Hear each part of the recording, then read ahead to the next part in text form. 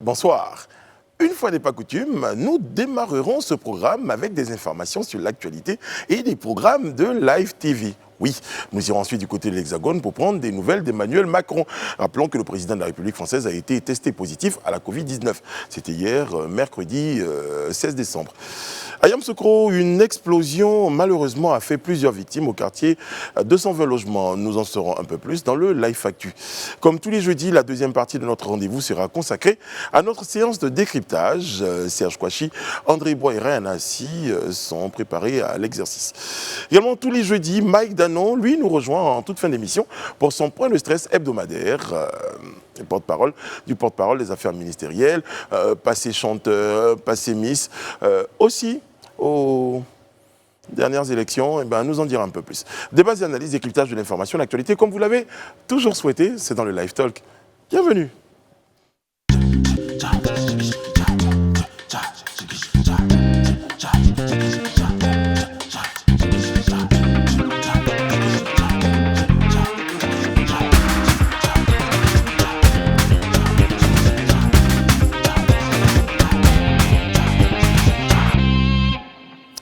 Oyez, oyez, bien bonsoir, c'est l'acte 4 du rendez-vous entamé en début de semaine dans le Live Talk.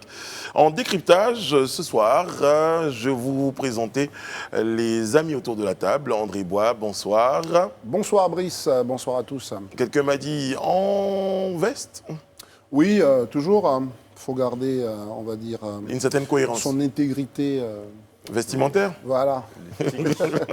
Une certaine cohérence. Serge Kouachi, bonsoir. Bonsoir. Comment ça va? Bien, merci. Comment ça s'appelle? C'est un chapelet? Comme vous voulez. Un collier? Un collier, moi je dirais. Bon, après, c'est okay. comme vous voulez. Ryan Assi. Bonsoir Brice. Black Queen, c'est ça? Yes, c'est la seule queen d'ailleurs du plateau. Oui, c'est ça. On embrasse les autres queens. Ouais. Edith Brou, Sophie Aïda. Bon, on vous embrasse. Sans oublier quand même ce monsieur que je n'oserais pas citer, oui. Qui nous a fait faux bon aujourd'hui. Absolument, absolument. Un certain Alain Toussaint, de oui, son prénom. De son prénom. Vous n'avez pas envie de le citer comme ça. Voilà. Très bien, on comprend, on comprend. On vous en veut pas, monsieur André Bois. Alors, je voulais dire quelque chose, mais bon. Notre riche soirée d'information démarre tout de suite. Avec les points soignants de l'actualité, c'est dans le Live Actu. C'est ce qui s'appelle un grand... Non, j'aime le challenge. Je vais finir par vous blesser. Chaque soir à son rythme. Oui, je crois que ça devient à mon rythme. Merci Ryan Assi, bravo, bravo. Alors, notre Live Actu commence par une très très bonne nouvelle pour nous et nos téléspectateurs. Comme disait quelqu'un dans une chanson Zouglou, en 10 ans de carrière, on a connu des succès, nos trophées, nos succès. Tout ça, on vous dédie ça. Et nous, on a envie de dire qu'on a à Live TV une bonne nouvelle. Eh bien, la chaîne a été désignée meilleure chaîne généraliste de Côte d'Ivoire. Le trophée, il est là. Meilleure chaîne de télévision. Oui. Écoutez, c'est dans le cadre donc, des awards des entreprises. Une cérémonie de distinction pour célébrer justement l'excellence en termes de création de richesses, de chaînes de valeur au plan national. Et dans ce prix-là, Live TV, meilleure chaîne de télévision généraliste. Voyez-vous, et en combien de temps? En combien de temps? Ouais. 6 mois. 6 mois. En 6 mois. En 6 mois d'existence, la chaîne donc officiellement lancée le 26 juin 2020, on le rappelle, remporte ce trophée-là, qui est, comment dire quoi? Qu'est-ce que ça représente pour vous, André? Vous particulièrement déjà? Moi particulièrement, non. C'est la reconnaissance de la qualité d'un travail. Un travail, toute la réflexion qui a porté Live TV a été simplement récompensée ou même reconnue, plébiscitée par quand même des gens qui sont dans le milieu de l'entreprise. Je pense que c'est un bon signe. C'est beaucoup de fierté et en même temps c'est challengeant parce que du coup on doit donner plus, on doit fournir plus parce que là on a passé un cap, il faut passer un nouveau cap, donc c'est très encourageant, c'est beaucoup de fierté et puis voilà. Moi, ce que ça m'inspire, c'est que en fait, ce trophée ne nous appartient pas. C'est le trophée de ce public-là, des téléspectateurs qui nous regardent et qui nous ont accueillis chez eux.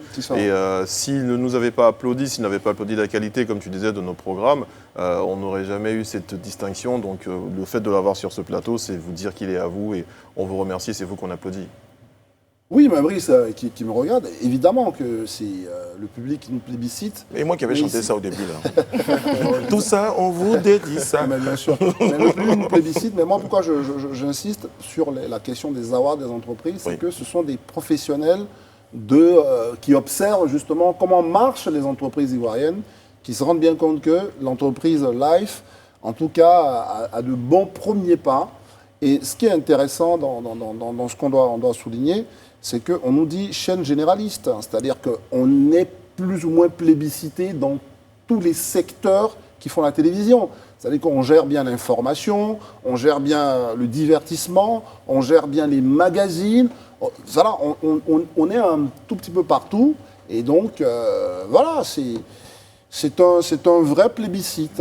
Ouais. Est-ce que, justement, c'est une question que je vous pose, hein, est-ce que nous avons que des chaînes généralistes en Côte d'Ivoire? Nous avons des chaînes thématiques aussi, hein, de musique, oui, il y a mais la plupart sont des chaînes généralistes. On peut citer que c'est certains concurrents, une chaîne qui est là, qui fait que de la musique et du sport, c'est la 3, donc elle est plutôt thématique. Sur le reste de nos concurrents sont des chaînes généralistes. Voilà, donc, histoire de vraiment éclairer la lanterne de et tout le monde. puis une chaîne qui va venir bientôt, qui est elle une chaîne d'information. D'accord. Donc, on est bon. Bravo, Donc, de merci. toutes les chaînes présentes en ce moment, sauf celles qui font que de la musique, nous sommes les meilleurs. Nous sommes les Voilà. meilleurs. Voilà. bien sûr. Voilà. Donc merci à Sur tous tous nos les segments, téléspectateurs. voilà. C'est vrai, encore que nos téléspectateurs, on a envie de dire, n'ont pas été tous les jours des spectateurs, ils ont été des téléspectateurs, mais ils n'ont pas été que des spectateurs. Ils ont également apporté de leur soutien, de leurs conseils, de leurs prières. Et aujourd'hui, cette chaîne de télé-là, d'ailleurs, comme je disais sur une page, ça ne fait que commencer. Hein. Voilà, c'est le début, on pense objectivement quand même, pas parce qu'on y est, c'est le début d'une série de reconnaissance de la part et des téléspectateurs et des professionnels, je pense. Voilà. Bon, continuez à recevoir les conseils aussi. Hein. Ceci dit, on va évoluer justement. L'une des particularités de cette chaîne de télé-là, eh bien, ce sont nos séries, ce sont nos téléréalités. Voilà. Alors donc, bonne nouvelle pour nos téléspectateurs. Les histoires de Roro pour la saison 2. Eh bien, la série, la saison 2 démarre. Excusez-moi, non mais Oui, c'est vrai. Vous le dites mal. C'est vrai, c'est vrai. Oh. Voilà, il faut le dire comme ça. Oh. Oh. Oh. Voilà. Donc, chaque fois que je le dis, je suis obligé de venir. Donc, saison 2 de notre très cher... Vers la fin, je vais voir ce que ça va donner. Roro est de retour, hein, donc après une saison très appréciée. Donc, les fictions narrées donc, de célèbres histoires de Robert Levy Provençal sont de retour sur Live TV, donc ce dimanche 20 décembre, à partir de 21h. Donc j'y arrive. Et on va regarder l'extrait déjà. Oui, s'il vous plaît. Volontiers. Il pleut bergère sur la ville d'Abidjan. Température ambiante de 25 degrés centigrades pour raconter une histoire. Oui, l'histoire de Marlon Dibi. Il est éloquent, il est beau, il a un corps d'athlète, une bonne poitrine, bien tatouée, comme les petites aiment, comme les femmes adorent. Marlon Dibi, le fouetteur de petites, les petites à papa, les filles à papa. Oui, Marlon Dibi. Les choses sérieuses peuvent reprendre. Ne manquez pas en exclusivité la saison 2 des histoires de Roro sur Live TV.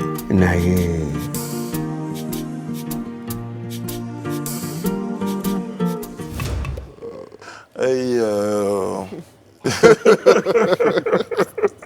Non, moi j'adore, personnellement, Voilà, les histoires de Roro. rendez-vous ce dimanche 20 décembre à partir de 21h pour... C'était très attendu. Hein. Les C'est- histoires de... Merci Serge.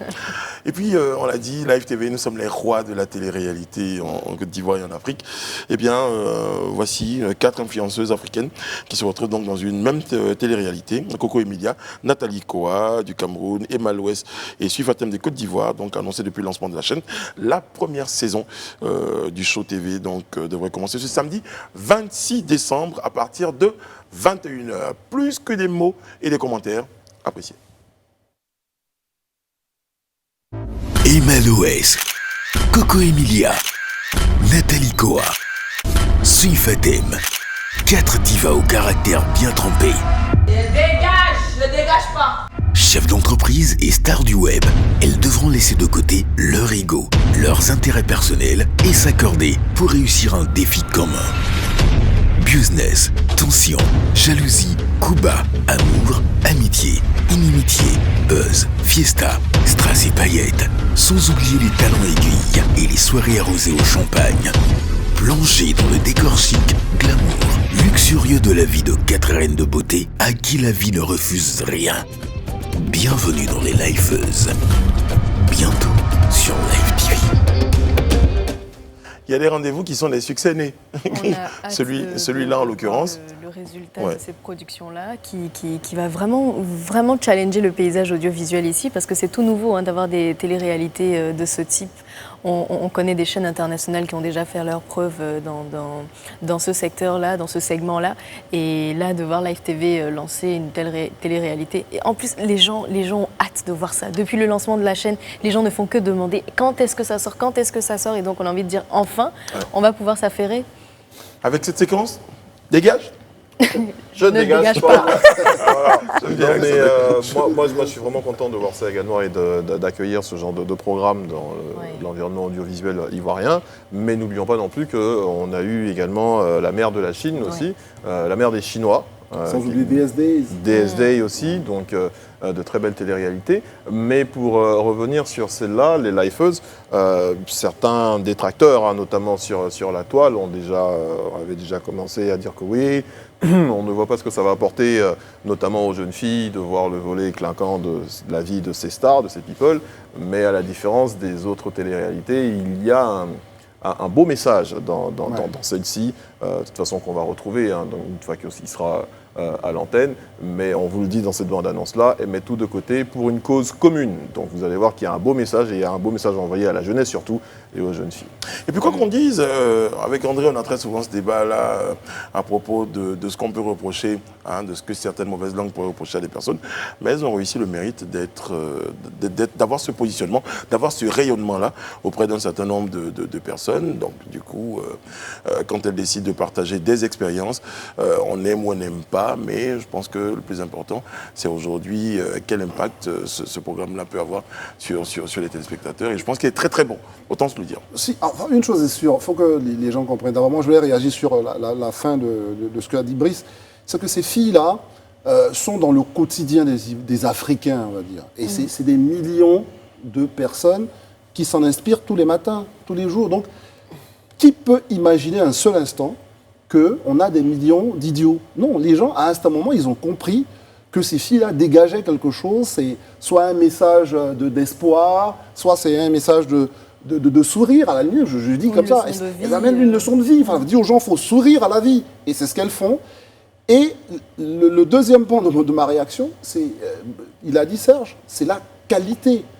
Il ne s'agit pas de faire, on a vu des témoins, je ne voulais même pas dire que on est les premiers à faire la télé, ça existe d'une certaine façon, mais excusez-moi, ça ne peut pas rester dans les annales de la télévision. Mais là, on est sur quelque chose d'une certaine qualité.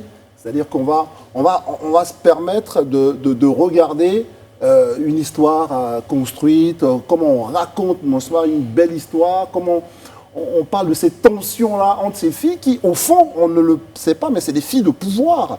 Parce qu'elles veulent contrôler, comme on dit, le game. Donc, voyez-vous, de l'influence. De l'influence, il y a quelque chose là quand même à voir. Donc, on doit découvrir justement la fin de ce game-là. Qui va contrôler les games parmi ces lifeuses? Et puis pour certaines, il y a beaucoup d'idées reçues, de préjugés qu'il y a autour d'elles. On aura peut-être l'occasion de mieux les connaître. Absolument. Oui, moi, ça m'a fait vraiment plaisir de découvrir notamment notre déesse. Ouais. Voilà, parce qu'on ne savait d'elle que sa couronne, on ne connaissait d'elle que sa couronne, et on a pu découvrir à travers cette télé-réalité que c'était une femme battante, une femme d'affaires, voilà, beaucoup de facettes d'elle, mère et tout, donc ça sera pareil pour cette affiche-là. Et ce que j'aime particulièrement, c'est que c'est un vrai brassage culturel entre le Cameroun et la Côte d'Ivoire, donc ça touche une plus large cible, c'est très intéressant. Non, mais ça scelle justement l'union entre ces deux peuples. Allons plus loin. J'ai pas souvenance des télé-réalités, même en Europe, à part peut-être ce qui ça a été fait aux États-Unis, où on voit les Kardashians afficher leur capacité à faire du business, même en France. Les ch'tis, là, machin, excusez-moi, enfin, c'est rien, il n'y a pas de contenu.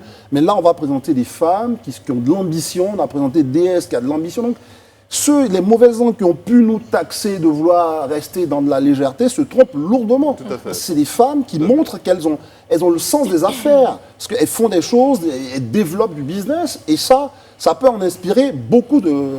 je peux être sûr, je peux vous assurer que même ceux qui n'aiment pas vont regarder. Il faut bien regarder pour pouvoir avoir de quoi redire. Et ça, c'est très très bien. Bon, voilà ce qu'on pouvait dire. Moi, je ne comprends pas, depuis concernant... ce qui nous bouge, ce petit coffret doré, qui rappelle un peu aussi sa tenue. Je vais vous lire ce qui est écrit dessus, parce que je pense qu'il va être... Bon. C'est écrit Brissano, animateur, présentateur, live TV. Non, mais c'est ça, franchement. Brissano, animateur, présentateur, live TV. Donc, il tenait à nous présenter ce coffret-là. Je pense. À l'intérieur, nous avons j'écris sur le plateau. Nous avons un magnifique stylo à l'intérieur, parce que je l'avais chambré ici une fois. Il nous disait qu'il y avait son nom sur un stylo, alors que non, il n'y avait pas son nom. Donc, il est venu avec un stylo gravé qui porte son nom avec des lettres d'or, comme sa tenue aujourd'hui. Ouais, merci beaucoup, Serge. Merci. Et comme la qualité de votre travail, monsieur Brissano. C'est encore la preuve que beaucoup de téléspectateurs, beaucoup d'Ivoiriens apprécient le travail qui est fait. Et donc, notamment celui de Brice. Bravo. Merci les amis. C'était la minute inutile sur ce programme. C'est pas grave, je vais suivre. Voilà, on va poursuivre. Alors les amis, je peux vous dire, j'ai des choses à écrire. Tout d'un coup, j'ai une grande histoire à écrire. Bon, alors malheureusement, je vais faire une transition pour un tout petit peu revenir à quelque chose de plus sérieux. Bon, à l'international, malheureusement, la Covid a une nouvelle victime. Donc Emmanuel Macron, le président français, a été testé positif au Covid-19. C'était hier. Et c'est hier que l'Élysée justement a découvert la nouvelle. Il a été testé positif au Covid-19 et c'était à la suite d'un de ses dîners politiques que le président a partagé justement avec des grosses têtes de son gouvernement, notamment le Premier ministre Jean Castex et à sa droite le secrétaire général de l'Élysée Alexis Kohler et puis à sa gauche le président de l'Assemblée nationale Richard Ferrand. Alors il faut dire que quand même le dîner s'est tenu dans la salle des fêtes et selon un macroniste il y avait du volume, la table faisait 15 mètres, il y avait de la distance entre les invités qui avaient chacun des micros et des masques, sauf pendant le repas où il y avait une certaine forme de ventilation. Donc est-ce que ce serait pas par là que serait venue une forme de propagation? En tout cas, au sommet de l'État plane un certain embarras en ce moment. Le dîner qui dépassait non seulement la jauge de 6 personnes qui étaient recommandées officiellement pour ce type de festivité. Par lui-même. Par lui-même, justement. Il a duré jusqu'à minuit et demi en plein couvre-feu. Ça veut dire que bon, enfin voilà quoi. Donc, en tout cas, la nouvelle est triste. Ouais. C'est quand même le président donc, de la République française qui est atteint là de la Covid-19. Et, il est en isolement. C'est bien de rappeler quand même que le virus continue. Comme disait justement un des macronistes, il a utilisé un terme, cette maladie touche tout le monde. Voilà. Ouais, elle touche tout le monde, effectivement. Mais comme elle disait Rayana, c'est vrai que c'est un fait, mais ça peut paraître inquiétant aussi, parce qu'autour de cette table, il y avait quand même 15 personnes et il y avait presque les têtes qui dirigent la France aujourd'hui, en tout cas. Ils étaient tous exposés, justement. Et leur conseil des ministres va avoir lieu, mais en visioconférence. Du coup, la France est toujours gouvernée, c'est bien.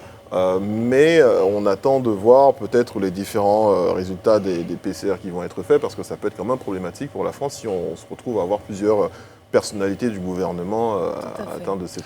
En tout cas, ces personnalités ont avoué, malgré ce que vous avez évoqué tout à l'heure, avoir au moins respecté des mesures de distance. Ça montre justement les limites. Sauf qu'après le dîner, certaines de ces personnalités ont vu en aparté le président de la République. Après, on dit ici que justement ils se sont checkés du coude et tout ça, mais ça montre justement les limites. Il faut faire très très attention parce qu'on peut respecter toute la journée les mesures barrières et pendant une minute...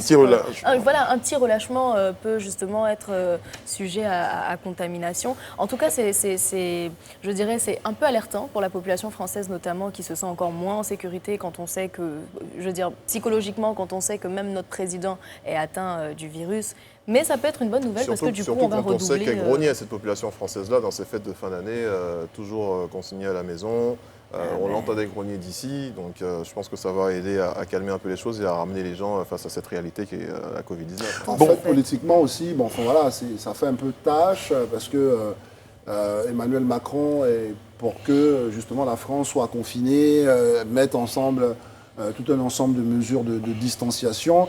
À contrario de quelqu'un comme Donald Trump, qui lui, à la limite, se fichait un peu de la maladie et qui faisait un peu tout et n'importe quoi. Pour un président qui appelle justement à plus de prise de conscience par rapport à l'état du pays et qui, au final, est contaminé, c'est pas bien grave, mais c'est le fait que ça se passe après un dîner comme celui-là. Enfin, après, ça ne me remet pas spécialement en cause, on va dire, son attachement justement à vouloir respecter tout ce qui est mesures barrières et tout, mais ça montre simplement qu'un simple petit relâchement peut justement... On a entendu, voilà. on a eu le cas de Trump que vous avez, dont vous avez cité le nom tout à l'heure. Certains avaient même parlé de machination politique. Est-ce que vous pensez que nous sommes sur ce non, là, je pense pas. Enfin, moi, je pense que ce qu'on peut dire, c'est que c'est voilà, le virus, Rayana l'a suffisamment dit, continue de circuler, notamment dans cette contrée du monde-là. Et donc, et même ici. Hein. Il faut, oui, donc je dis notamment pour dire que les cas ne sont pas comparables en termes de cas de contamination, je veux dire. Oui. Donc, quand un président comme celui-là a imposé un confinement assez dur, c'est vrai qu'il a été relâché là récemment, mais vous savez, en France, les cinémas sont encore fermés, même s'ils ont relâché un peu par rapport aux produits importants dans les supermarchés. Pour les fêtes de Noël. Voilà, pour les fêtes de Noël, etc. Mais on dit, bon, le président même dit, écoutez les gars, il n'est pas possible d'être à plus de 6 autour de la table, sachant qu'en France, c'est une tradition quand même judéo-chrétienne avec la Noël qui est célébrée. Donc, lancer un tel message et se retrouver après dans une soirée comme celle-là et être contaminé, politiquement, ça fait un peu désordre. Ouais. Prompt rétablissement au président Macron et en même temps à toutes ces personnes-là qui se retrouvent contaminées par ce virus-là. Bon, c'est vrai que ça va certainement précipiter l'arrivée des vaccins, parce qu'effectivement, on grognait un peu du côté de la France pour dire que ça mettait un peu de temps à arriver. Bon, peut-être que c'est une situation qui va accélérer les choses. En tout cas, aux États-Unis et dans d'autres contrées, bon, en Chine déjà, eux, rapidement, ils ont commencé à se faire vacciner, au Royaume-Uni, donc en Grande-Bretagne et aussi aux États-Unis. Et bon, là, donc la France attendait ces vaccins. L'Europe, globalement, était un peu en retrait par rapport à cela. On taxait même l'Agence européenne du médicament d'être trop attentiste, parce que les Anglais ils se sont mis dans un autre... Ils sont sortis de l'Union européenne. Donc l'Union européenne était un peu attentiste par rapport au vaccin. Donc. Vous allez me dire que je fais mon Serge Kouachi, mais bon, les nôtres sont attendus pour... 2021, oui, mars ou avril 2021. C'est déjà bon, je pense. Non, c'est pas bon du tout. Je suis d'accord. Pour une fois, je vais vous le dire. Je vais vous le dire tout de go. Pardon ? Vous êtes inquiet ? Non, je trouve que plus vite on les a, et mieux ça vaut. Voilà. D'accord. Forcément. Bon, vous savez... C'est votre point de vue ? Oui, je le dis. Il est discutable, mais je le respecte. Non, ça va. Ça va. Je souhaite qu'il soit là plus tôt. Je ne sais pas. Ça y est, c'est le mien. Bon, une autre information, c'est une autre information. Mauvaise nouvelle, Oui, une autre mauvaise nouvelle, donc une information très, très triste. C'est à Yamoussoukro où une explosion a fait des victimes. C'était le 16 décembre dernier, dans la matinée vers 11h. Yamoussoukro, au quartier 220 logements, Carrefour Bar Vert, une explosion. Que s'est-il passé ? Alors, ce qui s'est passé, c'est qu'on parle d'une explosion dans une entreprise de fabrication de marchandises et de produits divers. Donc, ça appartiendrait à des ressortissants chinois, selon ce que certaines presses nous disent. Alors, ce serait une explosion qui a été suivie d'un grand feu. Bilan de l'explosion, on se retrouve avec 12 personnes brûlées, une victime décédée, malheureusement, et 8 victimes évacuées à l'hôpital. Donc, c'est l'hôpital Saint-Joseph Moscati. Et on nous dit que les maisons des voisins, même celles situées à près de 100 mètres plus loin, ont été fortement touchées. Des fissurations des murs et des toitures volées en éclats sont visibles. Donc c'était un gros drame. Sur les lieux, on a pu observer la présence du groupement des sapeurs-pompiers militaires, de la gendarmerie, de la police, du centre de commandement des décisions opérationnelles, du centre ivoirien anti-pollution, de la police scientifique, du ministère du pétrole, de l'énergie et des énergies renouvelables, et même du ministère des Mines et de la géologie. Alors, tout cela réuni au même endroit, ça montre un peu l'ampleur justement de ce drame-là qui a eu lieu. Donc en ce moment, une enquête est ouverte pour savoir les causes réelles de cette explosion-là.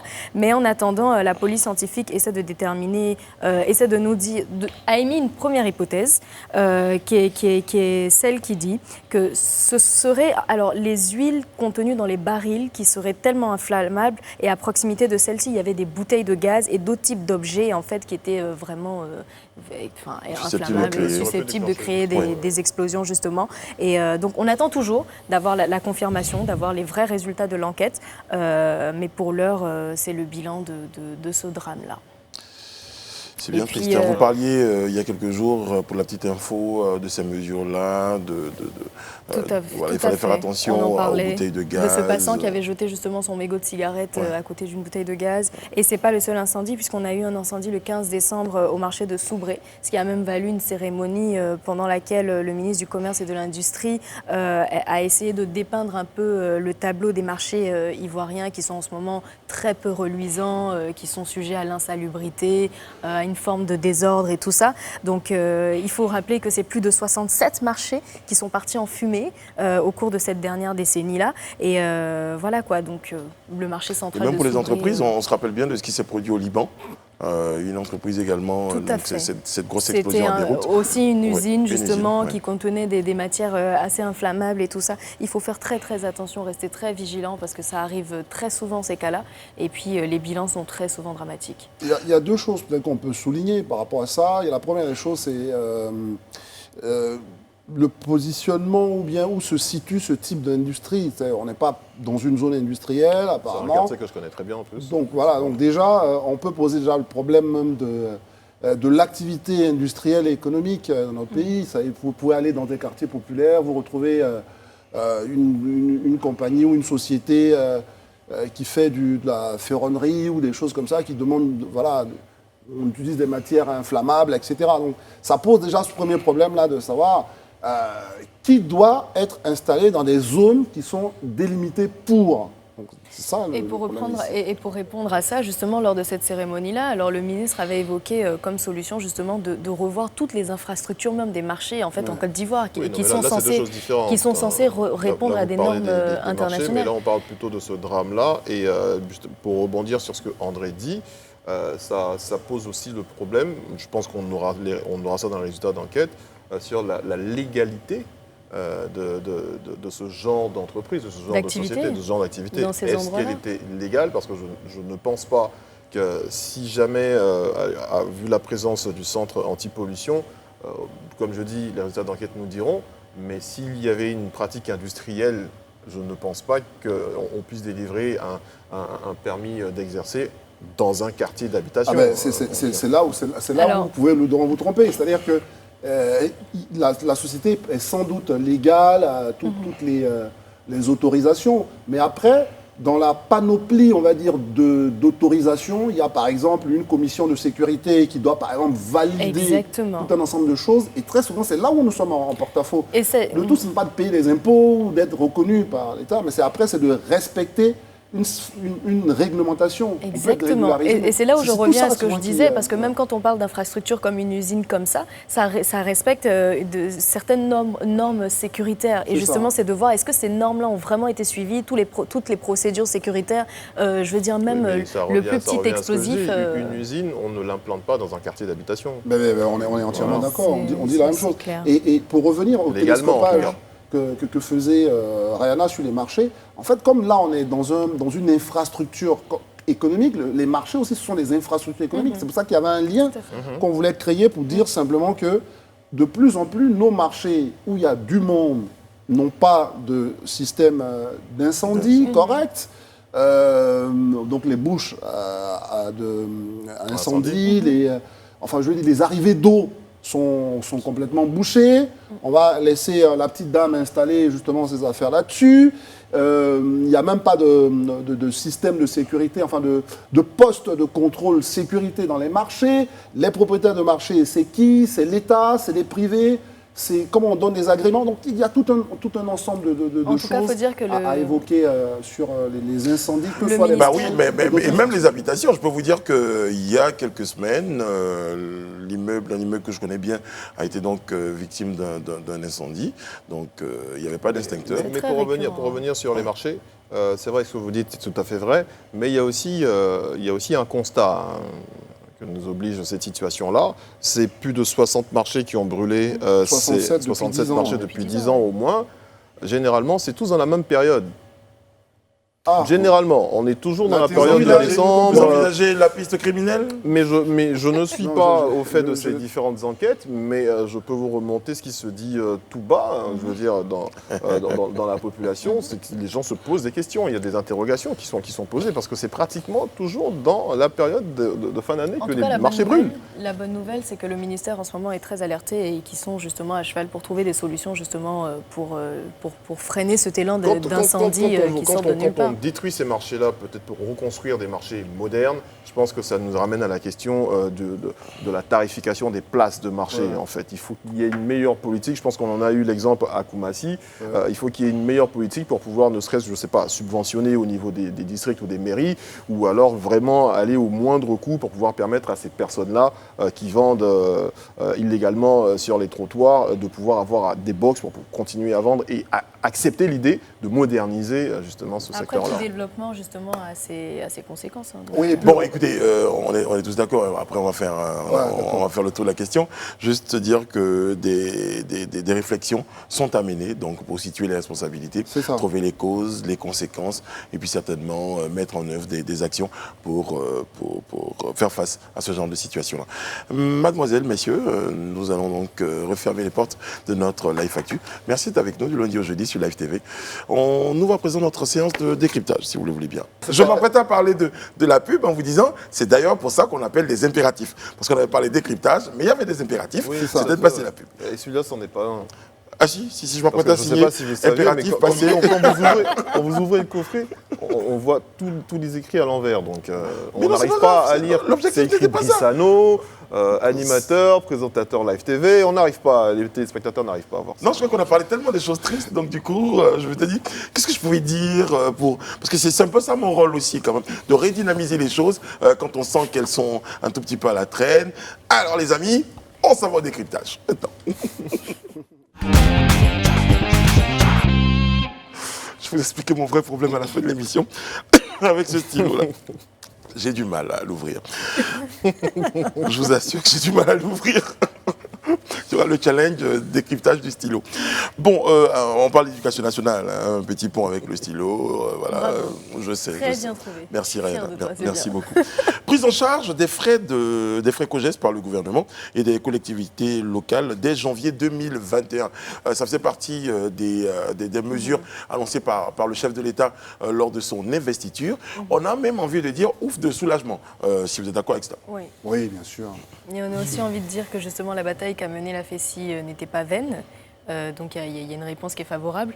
Et on voit que c'est effectif. Justement, on a remarqué des prises en charge dans plusieurs localités, notamment à San Pedro par le maire, à Divo par le maire, à Tiasalé également par le maire. Donc c'est en train d'être effectif au fur et à mesure. Permets-moi de te prendre un peu au mot, c'est-à-dire que ces maires-là, vraiment, il faut le reconnaître, c'est le maire de Tiasalé, un de nos confrères, qui a commencé, donc à Salé, a commencé, lui, à dire, pour toute la petite enfance et les écoles primaires, prise en charge des frais COGES par la mairie. Bon alors, qu'est-ce qui va se passer ? Qu'est-ce qui va se passer aujourd'hui ? Derrière, je viens là-dessus, derrière, il y a eu Divo, comme vous l'avez rappelé, puis d'autres, San Pedro, avec le maire aussi qui est ministre, qui décide de prendre. Alors, pour eux, qu'est-ce qui va se passer aujourd'hui quand l'État décide de prendre ça en charge ? Non, l'État décide de prendre en charge, pas l'État, parce que l'État, il y a deux démembrements de l'État, il y a l'État central, national, puis il y a l'État collectivité locale. Enfin, c'est les deniers publics. Donc c'est ça, c'est dit le gouvernement et les collectivités locales qui prendront en charge dès janvier 2021. Puisqu'elles sont subventionnées, ces collectivités, par l'État. Donc c'est pareil. Voilà. Bah, effectivement, mais vous en parliez, le maire Assalé Timoko qu'on a reçu sur ce plateau-là se plaignait justement de la faiblesse des moyens pour pouvoir prendre en charge davantage, en tout cas à une plus grande échelle, ces frais COJES-là. Certainement que ça va représenter pour eux un petit ouf de soulagement s'ils bénéficient des moyens qu'ils attendent. Voilà. Vous savez, ce débat sur les frais COJES, c'est un peu l'arbre qui cache la forêt. Parce qu'en réalité, le problème qui était posé, c'est le problème de l'entretien hors salaire et, on va dire, instruments didactiques dans nos écoles. C'est-à-dire que bon, les tableaux, les craies, etc., c'est payé par l'État, etc. Mais bon, après, dans la cour de l'école, les toilettes, la clôture, des choses comme ça, c'est vraiment la catastrophe. Et donc, là, qu'est-ce qu'on fait? On met en place un comité de gestion qui, lui, a besoin de moyens. Il ne peut pas prendre l'argent chez l'État. Donc, il se dit, on va faire participer les parents. Donc, le vrai problème, il est là, il faut qu'on le repose clairement. On se dit, bon, finalement, comment on finance justement l'entretien hors éléments didactiques et salaire des enseignants. Ce que je suis en train de dire, c'est que ce qui était de la responsabilité de l'État, justement, revenait aux parents et que maintenant, c'est en train de revenir à la responsabilité de l'État. Non, mais surtout, il y a eu un problème de gestion. De gestion, un vrai problème de gestion. Mais bien sûr qu'il y a un problème de gestion, parce que c'est laissé dans la main des parents. Je veux dire, moi, très franchement, je me dis, aujourd'hui, on en arrive à ça, c'est bien.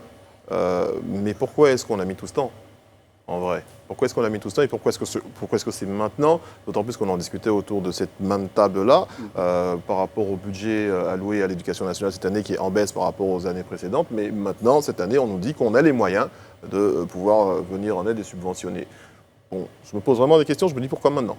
Voilà. On aurait pu régler ça bien avant. Mais en fait, on en parlait tout à l'heure, vous le disiez, et nous insistions sur le problème de la gestion. Tant que les parents, comme disait André, participaient, cotisaient, et qu'ils voyaient effectivement que les choses se déroulaient comme ils souhaitaient, c'est pourquoi ils cotisaient, ils voyaient des résultats. Mais après, je crois que les parents ont commencé à se rendre compte que c'était devenu une forme de... la gestion n'était pas bonne, hein, pour faire court de ce qu'ils injectaient donc, comme sous pour le bien des établissements de leurs enfants. Ils ont commencé à tirer... sur la sonnette d'alarme, et puis ça... Non seulement elle n'était pas bonne, mais aussi elle n'était pas donnée à tout le monde. Les cotisations n'étaient pas données à tout le monde. Le maire de Divo, par exemple, nous dit que justement ces frais-là asphyxiaient carrément les parents qui peinent déjà à assurer les frais d'inscription de leurs enfants. Et il y a d'autres cotisations légales aussi qui sont fixées par les ministères. Donc en plus de ça, s'ajoutent les frais de COJES. On comprend justement que les parents... Quand le ministre nous dit ça, même ça, parce que je parlais de l'arbre qui cherche la forêt, c'est-à-dire que le problème est plus important, hein, de mon point de vue. Là, on est dans cette forme d'opacité sur, on évoque la gestion. Tout est opaque. Ça veut dire qu'aujourd'hui, la FES nous dit des choses sur les frais COJES. Et il y a eu un tableau qui est publié, tout ça. Mais il n'y a pas de vraie communication. Nous, on a reçu dans le JT le directeur national des COJES. Il nous dit que les COJES, c'est transparent. Donc, vous voyez, il y a un vrai problème, en fait. On vous parle de dispositions légales, de dispositions superflues. Voilà.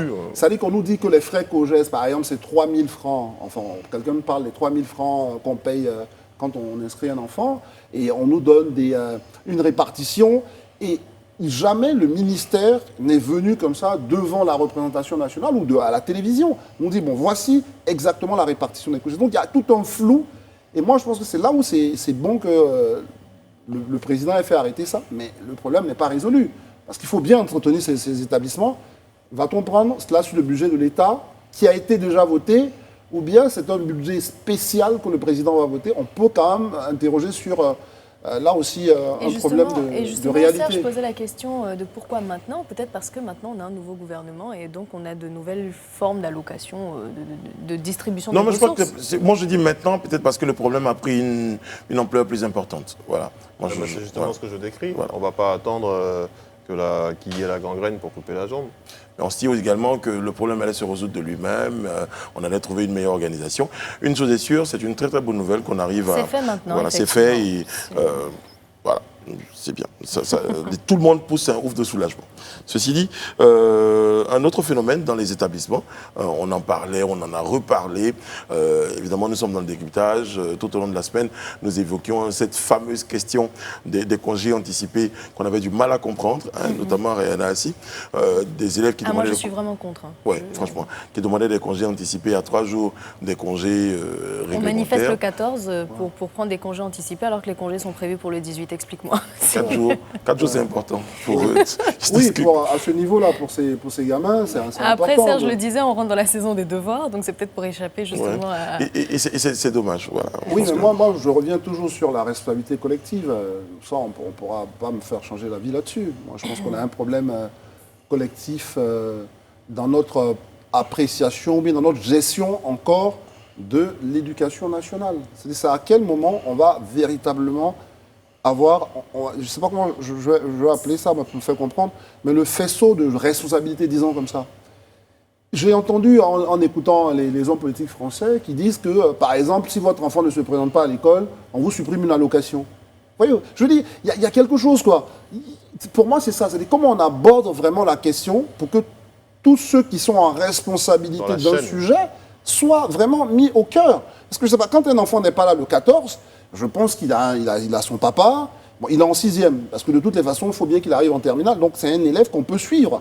Si en 6e, déjà, il n'est pas là le 14, comment faire pour que ça n'arrive pas quand il sera en 5e? C'est à ce moment-là, il faut impliquer son père, il faut impliquer toute la chaîne qui décide de l'éducation. Je pense qu'il y a quelque chose qui manque. Bon, là, on a appris aujourd'hui à Grand Laou, les élèves sont revenus, par exemple, à l'école, suite à la sensibilisation, les messages de la FECI, etc.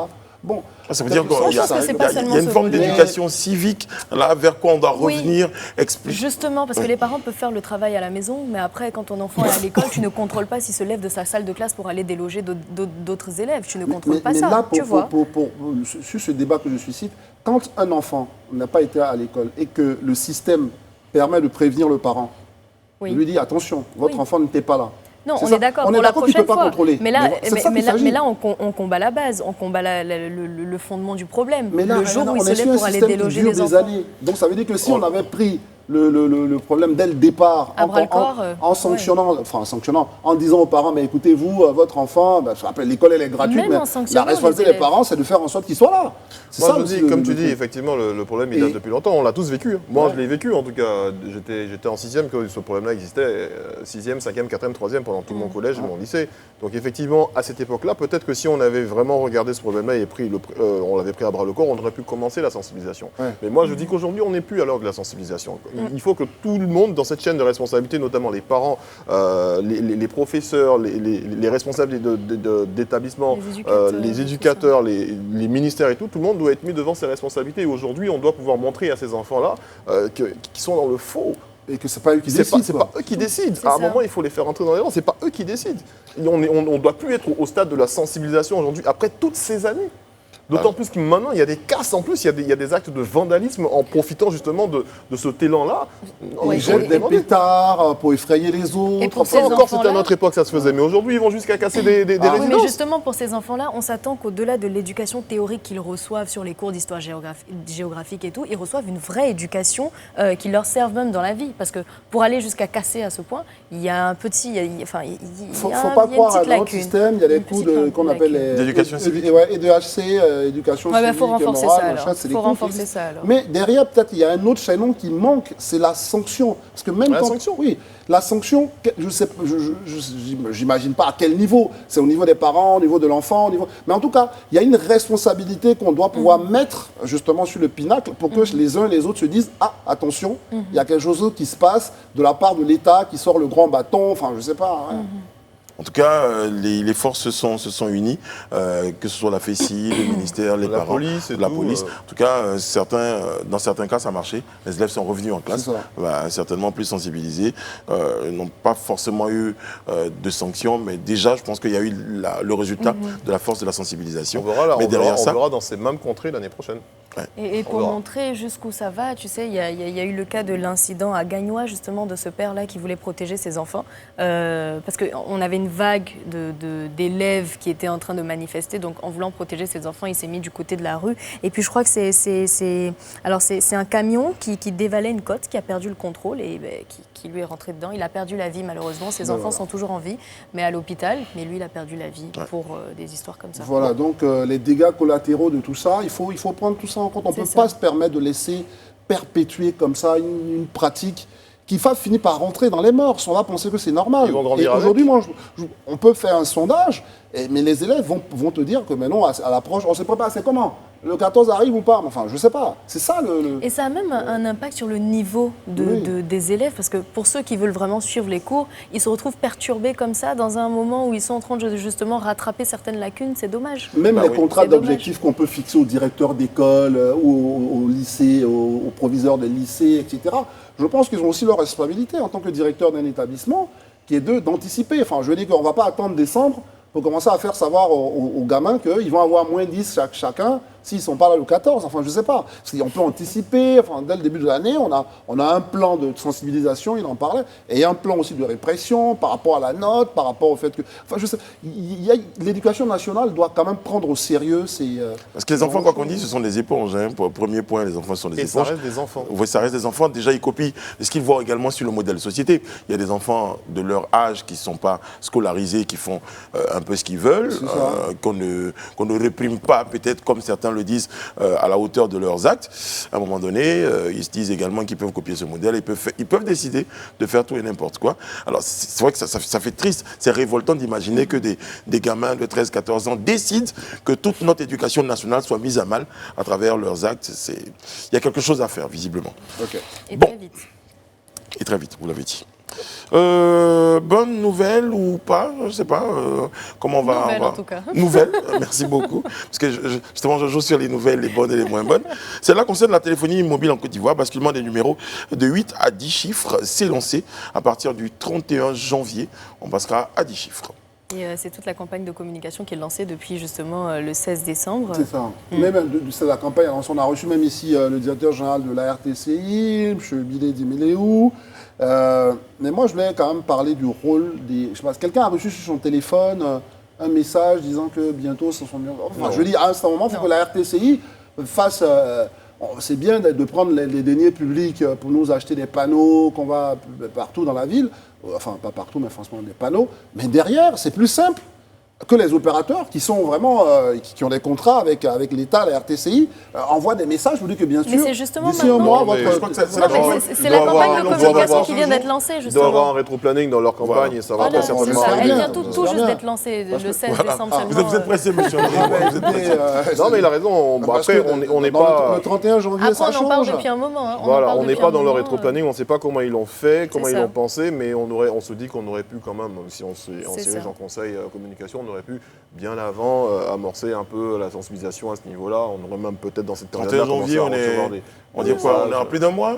Oui, mais voilà, bientôt votre numéro ne sera plus le 06, machin. Bon, trop tôt, on peut avoir oublié.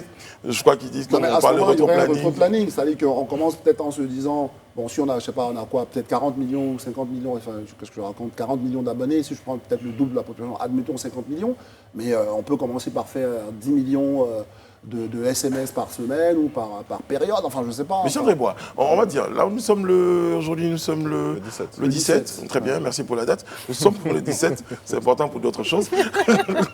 Nous sommes le 17, donc on va se donner jusqu'à la fin du mois. Et puis on va voir si... En tout cas, Brice, je vais faire ma petite fourmi, mais moi...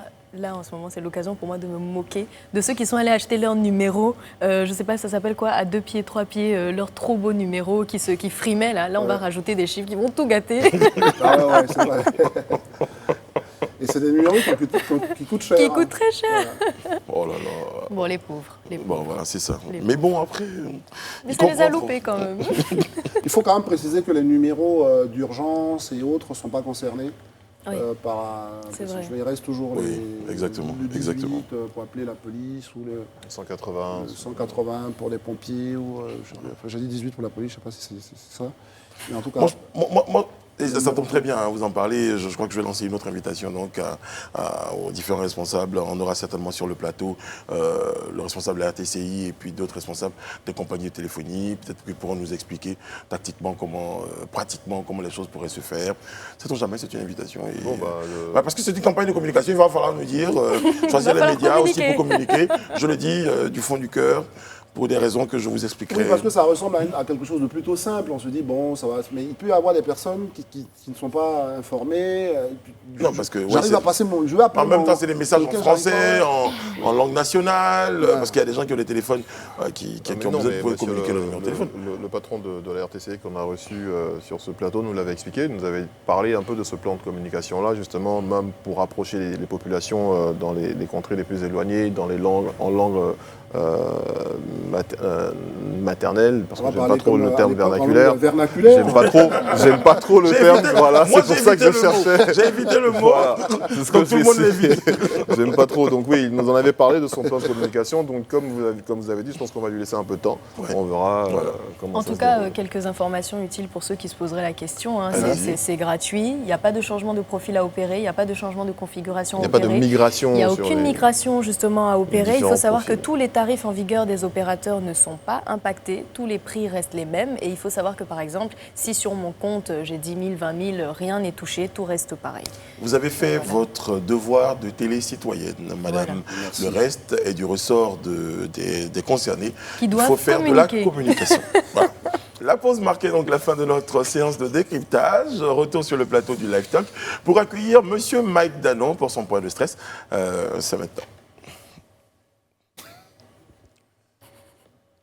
Alors, en général... Va-t-il venir ou pas Non, mais il y a toujours ce petit suspense-là pour... On nous réserve toujours des... Gros, c'est la puissance, c'est la puissance. Ouais, parce qu'il se fait... Gros, c'est la puissance, c'est la puissance, la puissance. C'est la puissance, c'est la puissance, la puissance. Gros, c'est la puissance. Je cherche le rapport là, entre le look et la musique. Je ne trouve pas. Bonsoir, monsieur le porte-parole. Bonsoir, mon cher Brice. Content de vous retrouver. Merci. Bonsoir. Alors, grâce à vous, nous sommes appelés Coco. Partout, les gens nous voient. C'est une preuve d'amour. Exactement. Mais on ne comprend pas le look. Il y a des choses à nous dire, monsieur le... Oui, il y a beaucoup de choses à vous dire.